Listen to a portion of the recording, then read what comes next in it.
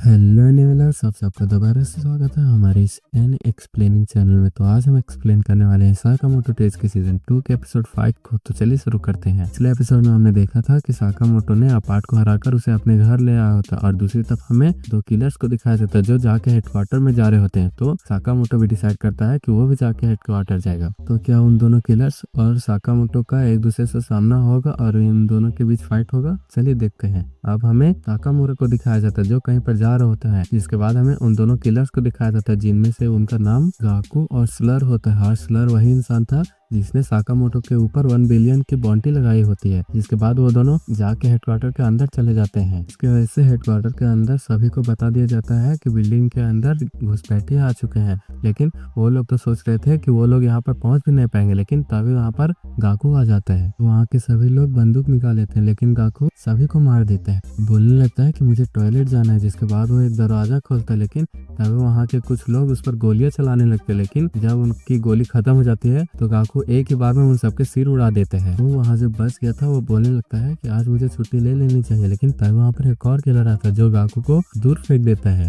तो गाकू उस किलर पर एक फायर करता है, लेकिन उस किलर को इससे कुछ नहीं होता है। तो गाकू अपने हथियार से उसे मारता है, जिसकी वजह से वो किलर वहीं पर मर जाता है। इसके बाद हमें कुछ गार्ड्स को दिखाया जाता है जो लिफ्ट के पास थे, लेकिन तभी वहाँ पर स्लर आ जाता है जिसकी वजह से वो गार्ड्स से मारने ही वाले थे। लेकिन उन गार्ड्स के पीछे जो गार्ड्स था वो सभी गार्ड्स को मार देता है क्योंकि वो स्लर का ही आदमी था। और तब हमें पता चलता है कि स्लर ने अपने कुछ आदमियों को इस जाके हेडक्वार्टर के अंदर भी जासूसी करने के लिए रखा हुआ था, जिसमें से कुछ नीचे बॉडीगार्ड के रूप में लगे हुए थे। और अब हमें नीचे का सीन दिखाया जाता है जहाँ पर ताकामुरा वहाँ के जितने भी तैनात गार्ड्स थे उनको मारकर वो भी जाके हेडक्वार्टर के अंदर आने लगता है। तो गाकू को लगने लगता है कि वहाँ पर कोई तो है, और वहाँ पर और कोई नहीं है बल्कि ताकामुरा ही था जो गाकू की तरफ बढ़ने लगता है। तो गाकू ताकामुरा पर अटैक कर देता है, लेकिन ताकामुरा उसके अटैक को रोककर अपनी तलवार से गाकू पर ही अटैक कर देता है, जिसकी वजह से गाकू के 2 अंगुलियां भी कट जाते हैं। गाकू दोबारा से ताकामुरा पर अटैक कर देता है, लेकिन ताकामुरा इस बार गाकू के हथियार को ही काट देता है और उस पर दोबारा से अटैक करता है, जिस अटैक को स्लर भी सुन लेता है। लेकिन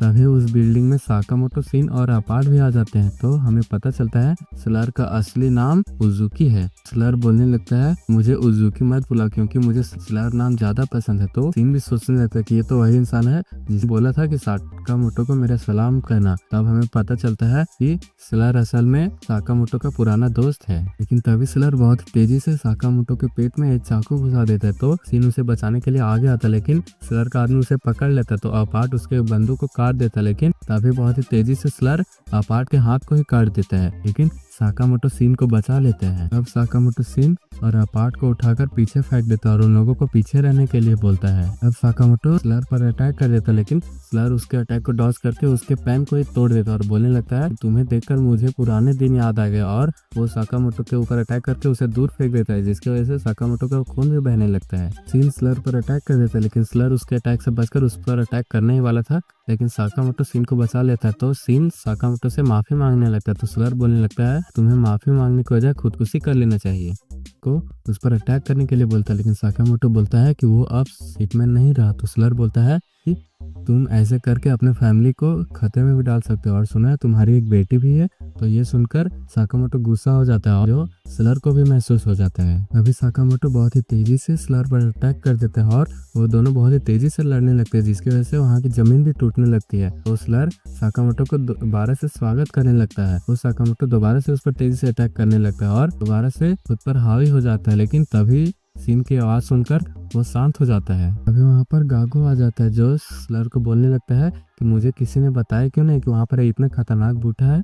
लेकिन तभी वहाँ पर दरवाजे को काटकर ताकामुरा भी आ जाता है और उनकी तरफ बढ़ने लगता है। तो स्लर का आदमी उस पर अटैक करने के लिए उसके पीछे आ जाता है और उस पर गोली चलाने ही वाला था, लेकिन तभी ताकामुरा अपने तलवार से उस गार्ड के उंगली को ही काट देता है और अपनी तलवार को उसकी गर्दन में घुसा देता है। ताकामुरा पर गाकू भी अटैक करने वाला था, लेकिन ताकामुरा गाकू के हाथ को ही काट देता है। तो गोकू ताकामुरा को अपने पैरों से मारकर पीछे कर देता है और उसकी तरफ बढ़ने लगता है। तो ताकामुरा भी अपने अटैक को करने के लिए तैयार हो जाता है और जैसे ही ताकामुरा अपना अटैक करता है तो गाकू को स्लर बचा लेता है और बोलने लगता है कि वो लोग अब यहाँ से जाने वाले हैं और वो लोग वहाँ से जाने लगते हैं। लेकिन तभी साकामोटो उनके आगे आ जाता है और बोलने लगता है कि तुम लोग यहाँ से नहीं जा सकते हो। स्लर और साकामोटो दोबारा से बहुत ही तेजी से फाइट करने लगते हैं तो स्लर वहाँ से भागने का भी ट्राई करता है, लेकिन उसके पीछे ताकामुरा आता है और उस पर अटैक करने ही वाला था। लेकिन ताकामुरा को स्लर का आदमी रोक लेता है और वो अपने टाई को खोलता है, लेकिन उसके टाई को खोलते ही वहाँ पर एक जोरदार धमाका होता है। लेकिन साकामोटो इस अटैक से सिन और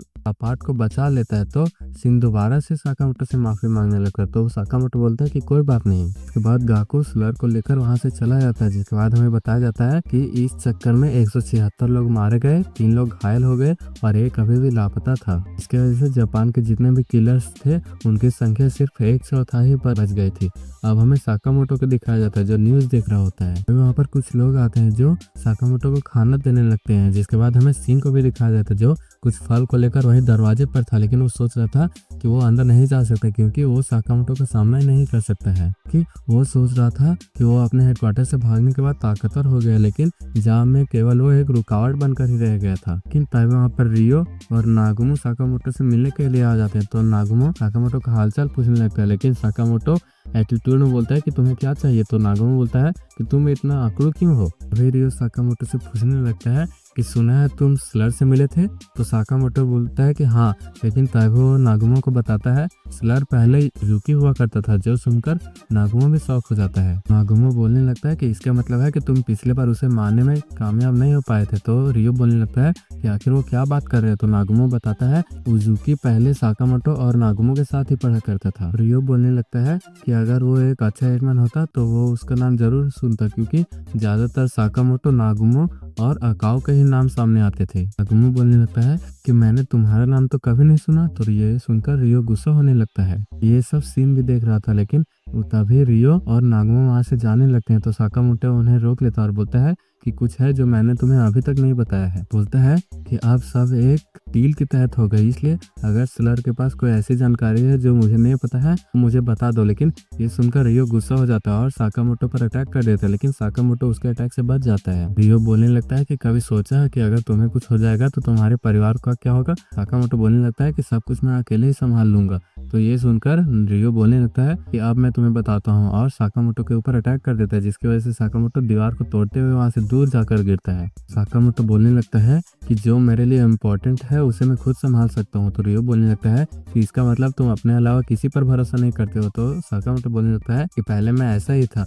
तभी सीन रियो पर पीछे से अटैक कर देता है। रियो भी सीन पर अटैक कर देता है, लेकिन सीन उसके अटैक से बचकर उसे पीछे धकेल देता है और वहाँ का जो मशीन था उसमें साकामोटो और सीन दोनों मिलकर रियो को वहीं पर फंसा देते हैं। तो साकामोटो बोलने लगता है कि अगर तुम्हारे पास स्लर के बारे में कोई भी जानकारी है तो तुम मुझे बता दो। रियो बोलने लगता है कि हमारे नियम के मुताबिक बाहरी लोगों को कोई भी जानकारी देना नहीं है, लेकिन अगर मैं तुम्हारी जगह होता तो मैं जेसीसी के डेटा बैंक में सब चीज ढूंढता। तो ये सुनकर साकामोटो और सीन वहां से निकल जाते हैं। तो रियो बोलने लगता है कि मुझे अपनी जानकारी भी दो। अभी वहां पर नागुमो आ जाता है और बोलने लगता है कि तुम बहुत भोले हो, इसीलिए तुम बार बार हार जाते हो। और रियो उस मशीन को अपने साथ ही उठाकर ले जाने लगता है, क्योंकि उस मशीन से वो नहीं निकल पा रहा होता है। जिसके बाद हमें साकामोटो और सीन को दिखाया जाता है जो बातें कर रहे होते हैं। लेकिन सीन के हाथों में फल देकर साकामोटो के मुंह से पानी निकलने लगता है। तो सीन बोलने लगता है मैं यहाँ से आपसे मिलने आया था, लेकिन मैं आपसे नहीं मिल पाया और ये सामान भी नहीं दे पाया। तो साकामोटो पूछने लगता है कि आखिर क्यों। सीन बोलने लगता है कि मैं हमेशा से ही आपके पास एक रुकावट बनकर ही रह चुका हूँ। साकामोटो बोलने लगता है कि जिस टाइम वो स्लर से लड़ रहा था वो अपना आपा खोने वाला था, लेकिन वो सीन की आवाज सुनकर ही वापस आ पाया, इसलिए वो सीन का थैंक्स बोलता है। लेकिन तभी हमें दिखाया जाता है कि ये सब साकामोटो असल में अपने मन में बोल रहा था। तो सीन बोलने लगता है कि उसे असल जिंदगी में ये सब सुनना है। साकामोटो बोलने लगता है कि हमें स्लर के लिए एक क्लू मिल चुका है और हमारा अगला टारगेट है जेसीसी। तो सीन भी तैयार हो जाता है। इसी के साथ हमारा ये एपिसोड यहीं पर खत्म होता है। अगर आपको ये वीडियो पसंद आया हो तो वीडियो को लाइक करें और चैनल को सब्सक्राइब।